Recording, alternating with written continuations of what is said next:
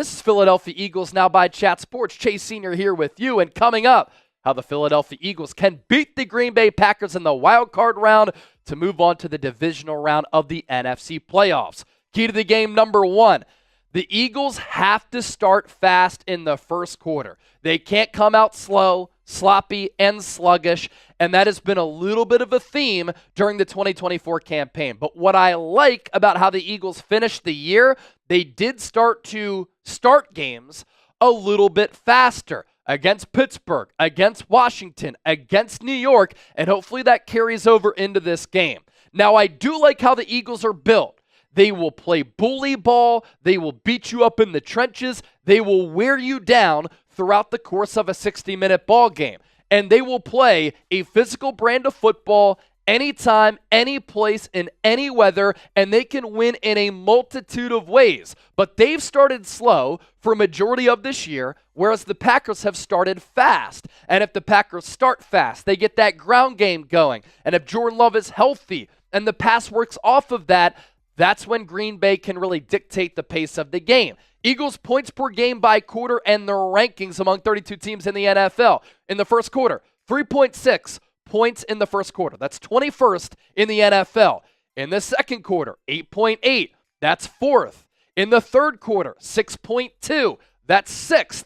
In the fourth quarter, 8.2, tied for second alongside the Washington Commanders. As for the Packers, a little bit more consistent across the board. 6.4 points in the first quarter. That's 4th. Matt LaFleur does a really good job of scripting the first couple of opening drives of the game. In the second quarter, 7.3 points. That's 14th. In the third, 5.8. They go up to 8th. And in the fourth quarter, 7.6. That is 8th in the National Football League. And what's interesting is that the Packers get off to fast starts despite sometimes Jordan Love coming out of the gate slow. In the first quarter this year, he's thrown 6 touchdowns and 2 picks. Not bad, but the passer rating is 93.3. In the second quarter, 7 touchdowns, 7 picks, and the passer rating dips to 81.7. That's when the script starts to wear off a little bit. But then the Packers make some good adjustments after halftime. In the third quarter, 6 touchdowns, 1 pick, passer rating goes up to 107.6, and in the fourth quarter, 6 touchdowns, 1 pick, passer rating of 108.2. So the key here, the Eagles must be ready from the jump. You can't let Jordan Love catch fire early, because when he catches fire, and he's Jekyll and Hyde, up and down, inconsistent, the eye test is impressive, and when he's hot, he looks like one of the top quarterbacks in the NFL. When he's not, he looks pretty mediocre.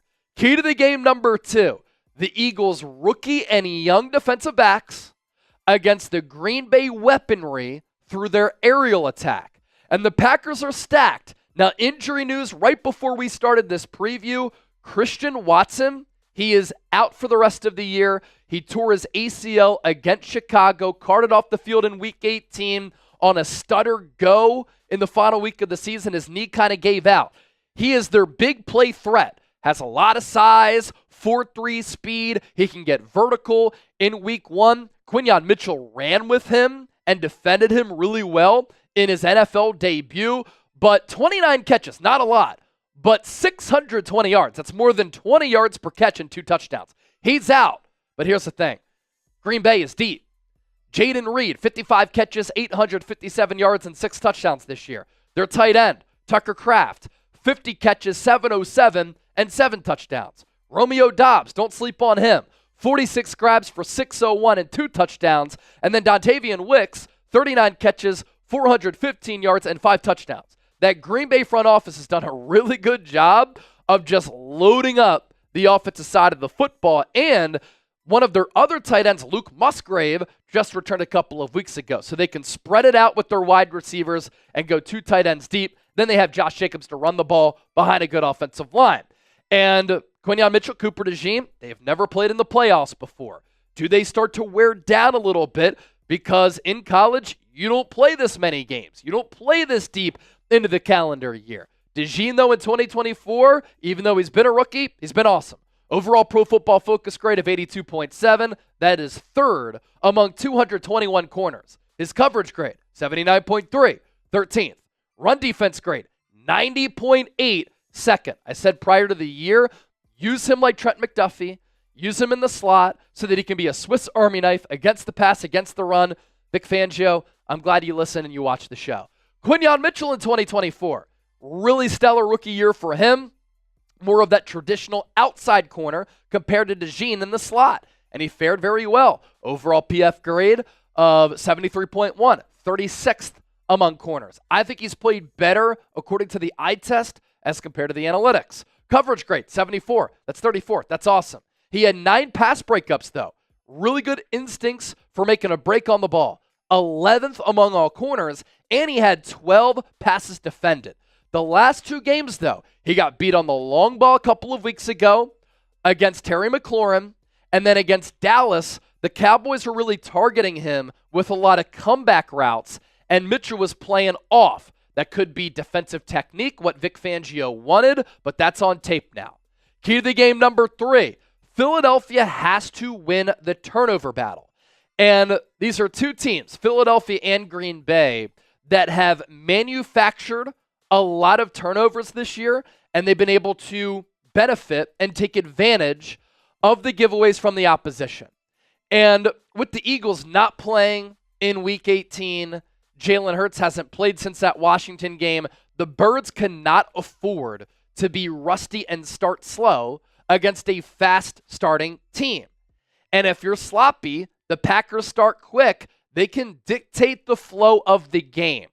And when you flip the page to turnover differential between these 2 ball clubs here, the Packers plus 12, meaning they're forcing a lot of giveaways, not turning it over a lot. That's 3rd in the NFL. The Eagles plus 11 in turnover differential plus minus, 6th in the NFL. And think about it. Hurts has missed the last 2 games. It is a viable question. Will he be rusty? He has experienced something similar, and so too has this Eagles team. In 2022, remember that game against Chicago at Soldier Field? He got taken down on that throwing shoulder. He finished that game and then missed the next 2 games. Then the Eagles had that first round bye because they were the number 1 seed. I think that experience could help Hurts in his preparations for this game. Key to the game number 4, stop Josh Jacobs on the ground. And in week 1, he really got going in that 3rd quarter. He ran for like 70 or 80 yards in that 3rd frame. And Matt LaFleur wants to run a lot of play action. There's going to be a lot of eye candy. There will be a lot of pre-snap motion. That's a part of the Sean McVay, Kyle Shanahan tree. And if the Packers are running it successfully, it just leads to the pass game being more potent. Jacobs this year, right up there with Saquon Barkley as a marquee free agency signing at the running back spot, which has changed the thought process that a lot of people have about the running back position, yours truly included. And both of these players, Jacobs and Saquon, helped to turn the course of the seasons for their respective teams, and they were so important to their offenses. 301 carries for Jacobs, 1,300 yards, 15 touchdowns. Not as much of a receiving threat as Saquon, but a really good and physical runner. This Packers rushing offense, yards per rush, 4.7, 6th in the NFL. Rushes per game, they run it a lot, 30.9 attempts, that's 5th. Rushing yards per game, 146.8, that too is 5th. But the Eagles' rushing defense has been really good this year. Yards per rush, 4.3. Rushes per game, 24.7 attempts. Rushing yards per game, 104.2. That is 10th. Key to the game number 5. Win the money downs. And the money downs to me, 3rd down, 4th down, and you can kind of throw situational awareness in the red zone into the money area, right? And 3rd down, 4th down, red zone, going to be important in this game. Matt LaFleur is aggressive. Nick Sirianni is aggressive. So expect both of these teams to take some chances, shots on 3rd down, going for it on 4th down, and trying to put points on the scoreboard. And you look at how the Eagles stack up on 3rd downs, 9th as far as their conversion rate at 42.9%. But they're 14th in the red zone, meaning they score touchdowns 57.8% of the time when they're inside the 20.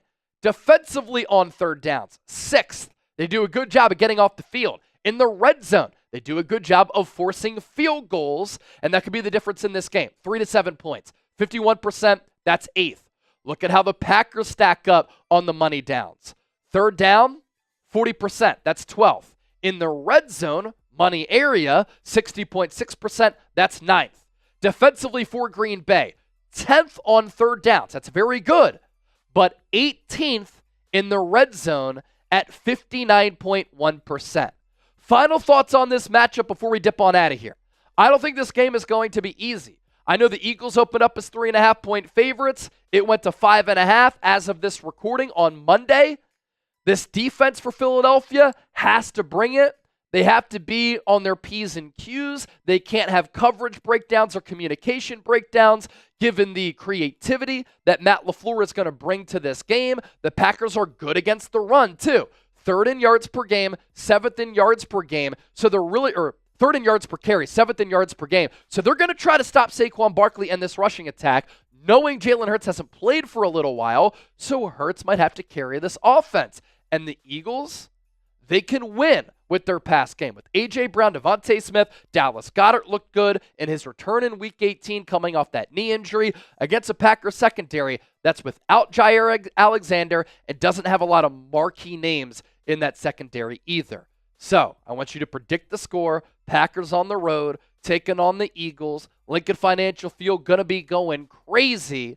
My prediction for this game, I think it's a field goal game. Jake Elliott, you got to be clutch Jake Elliott. Not the bad, iffy Jake Elliott that we've seen all year. 28-25, Eagles win by 3. They move on to the divisional round where they host that game as well. The pathway to a Super Bowl appearance is there for Philadelphia. They have to take advantage. This is the deepest, most well-rounded, arguably the most talented team in the NFL, and they got to bring it right from the jump, and I think they will.